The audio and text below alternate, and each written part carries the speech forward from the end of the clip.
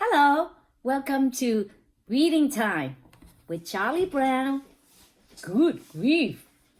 Okay, well, today our book is Horrible Harry and the Ant Invasion by Susie Klein.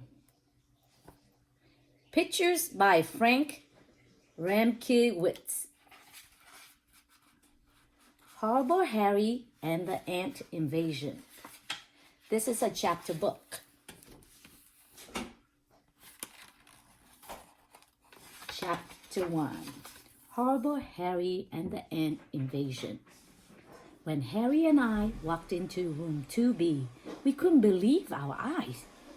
"Look at that," I said. "Wow, what is it, Doug?" Harry asked me. "It's an ant city." "Ants?" Harry grinned. Then he rubbed his hands together. Harry loves anything that crawls.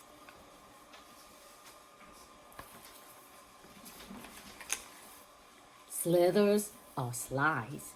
He loves slimy things, hairy things, and creepy things. Harry loves anything horrible. "The ants haven't arrived yet," Miss Mackle said, "but they should come by any day now in the mail." "The mail?" Sydney made a face. "Ew-wee! There's going to be ants in Miss Mackle's mailbox." Harry flashed his white teeth. "Needle," he said. "Are we going to have an ant monitor?" Miss Mackle looked at the list of jobs on the monitor chart. "We're going to need one. Would you be interested, Harry?" Harry smiled so wide his silver fillings showed in the back. Miss Mackle printed Harry's name next to Ant Monitor. 1 week later, when the class was lined up in the hall by the office, Miss Mackle checked her mailbox. She found a small manila envelope in it.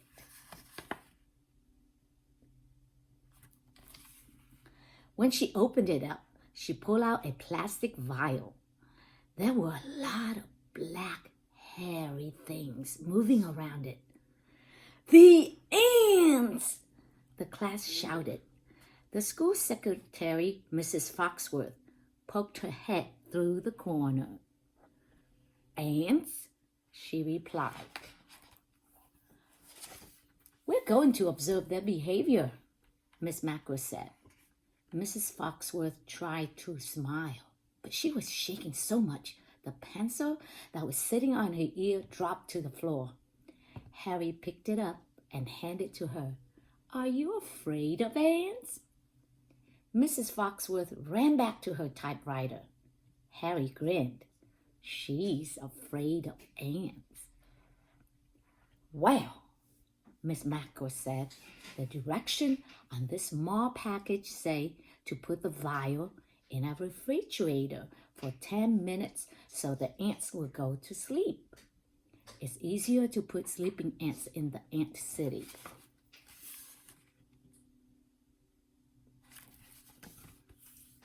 Harry stepped forward. "I'm the ant monitor. I'll take it to the teacher's refrigerator for you."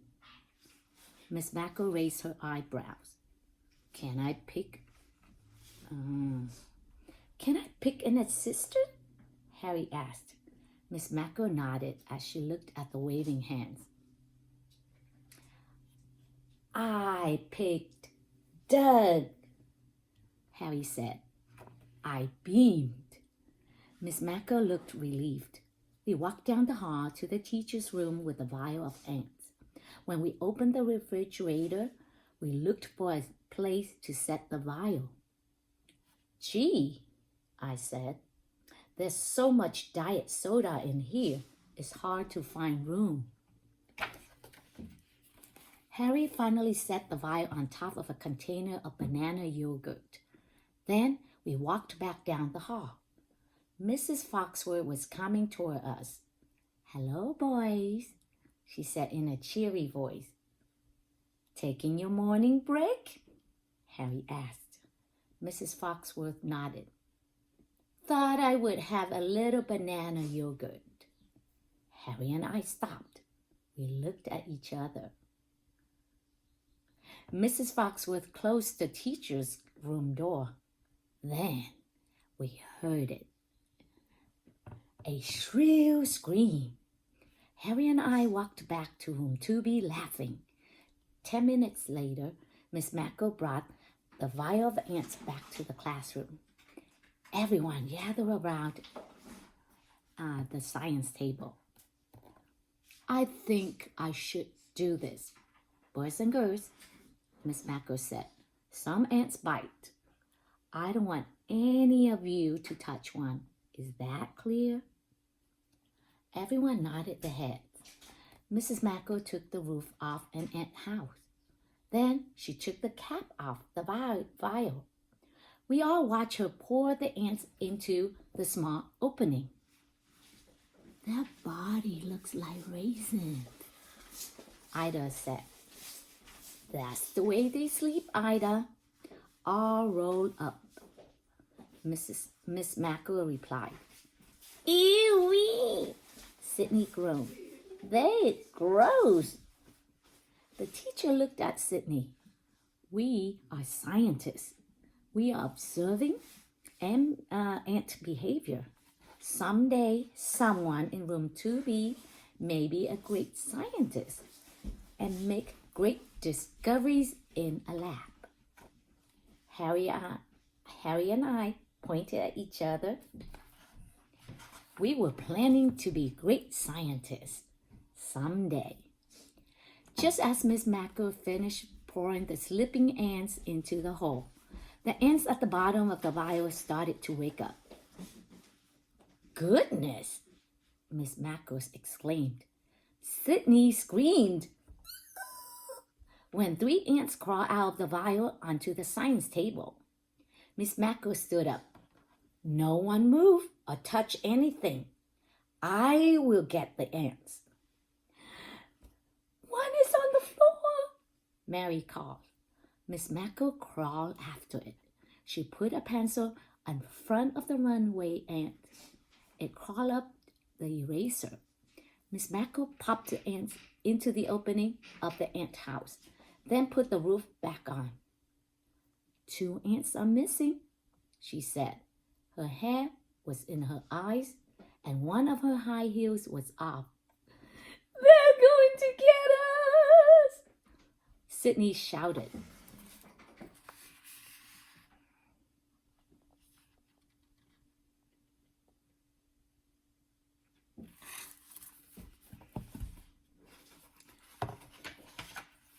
Sydney, Miss Macko said with her teeth clenched, we must remain calm. Harry stood in front of the teacher. As your ant monitor, I will find the missing ants. And then he gave her a salute. Just don't touch the ants, Miss Macko insisted. Harry took out his lunchbox. He unwrapped his sandwich and scraped some peanut butter onto his finger. Then he put his finger under the science table and waited. Miss Macko put her shoe back on and pushed her head out of her face. I think everyone should return to their desks now. I found them! Harry shouted from under the table. Everyone bent down and looked, including Miss Macko. There were 2 runaway ants on Harry's finger. Miss Macko grabbed her pencil and quickly scraped them off and then dropped them into the opening of the ant city. Harry flashed a big smile. I told you I'll find them. Miss Macko frowned. I told you not to touch the ants. Look at your fingers.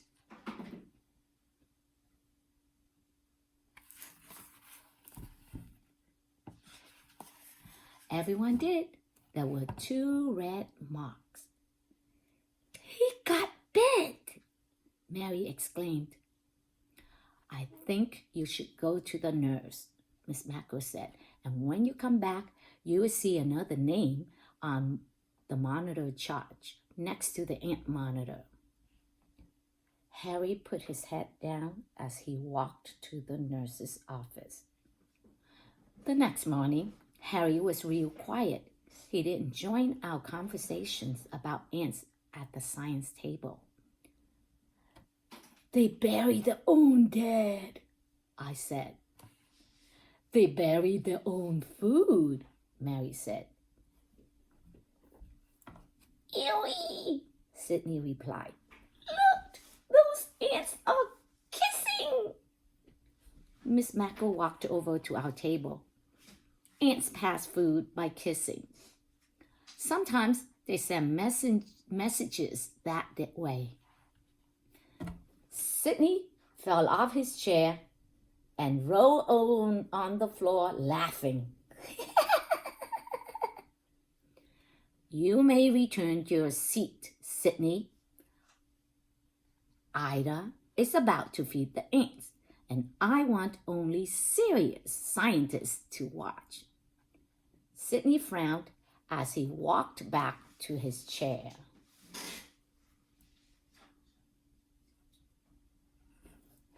Harry frowned as he watched Ida doing his job. Ida filled an eyedropper from a bowl of sugar water.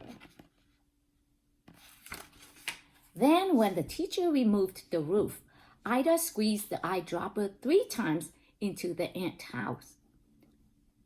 "I'll get it back," Harry whispered to me. "Get what back?" "My ant monitor job." I looked at Harry. I could tell he was making plans. "How?" "All I have to do is get on the teacher's good side. Then I can ask her for another chance." Just then, Harry tipped back on his chair, and his baseball cards came tumbling out of his pocket. Miss Mako put her hands on her hips. "Harry, put those things away. Baseball is a distraction in the classroom." Harry got down on his knees and picked up all his baseball cards. "I don't want any more antics from you today, Harry," Miss Mako said. "Antics?" Harry repeated. "That's an ant word."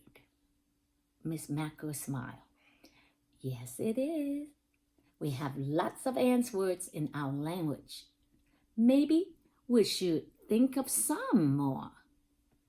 Harry clapped his hands.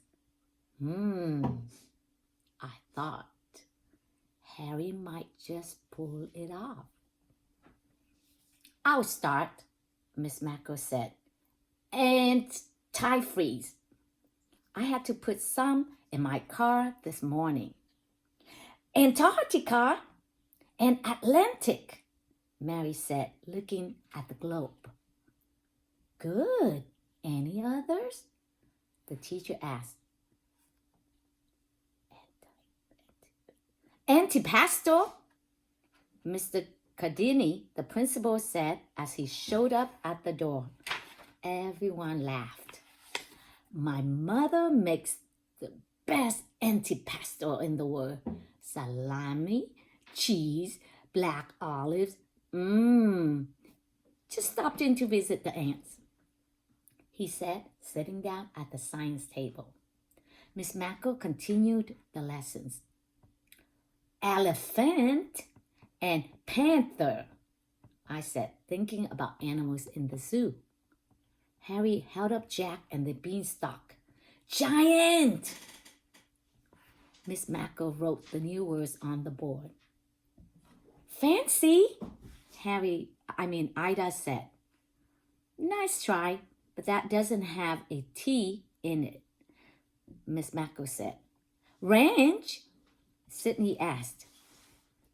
That is a CH word. Our word seems to be stuck. Then Mr. Cardini saw two ants kissing and he stood up. I've got one. Romantic? Everyone groaned as he watched out of the room. I've got the best ant word, Harry said. Then he pointed to the December calendar. Santa! Everyone cheered and clapped. Then Harry stood up like he had the biggest idea in the world. Why don't we draw pictures of ants carrying these words? We could make them go up the stairway and invade the second floor. Invasions, I thought. Harry loved them. Miss Macko looked at the long list of ant words on the board. Let's do it, she said. Everyone took out their crayons and scissors as the teacher passed out brown paper. I'm making a black ant to carry my word, panther, I said. I'm making a huge ant to carry my word, giant, Harry said. I'm making a big red heart next to my ant, Mary replied. Everyone knew what ant word Mary was doing. Romantic. When all the ants were drawn and cut and the words were neatly printed above, the class lined up in the hall. Miss Macko walked us to the stairwell. Let's hope we all have enough to make it to the top. We will, Harry called out. Then he whispered to me, we have to. She'll be in such a good mood. She'll give me another chance to be ant monitor. We started taping the ants at the bottom of the wall near the stairs and made a trail going up and down and around the stairway.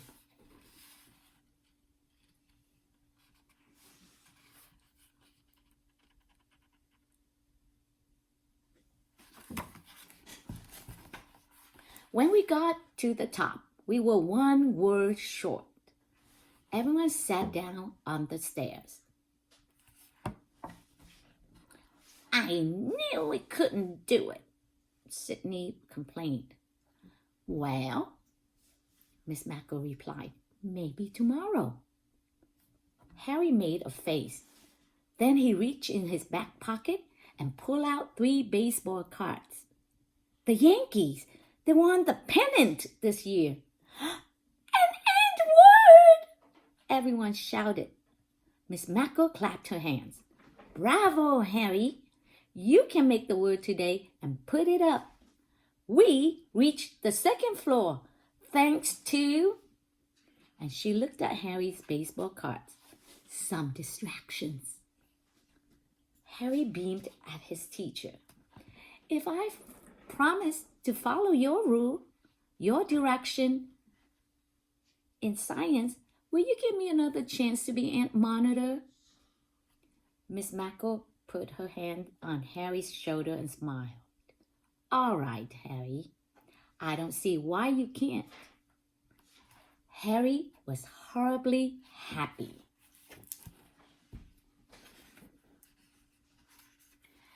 The next one, I will continue later. That's the end for right now. So let's say goodbye to Harry.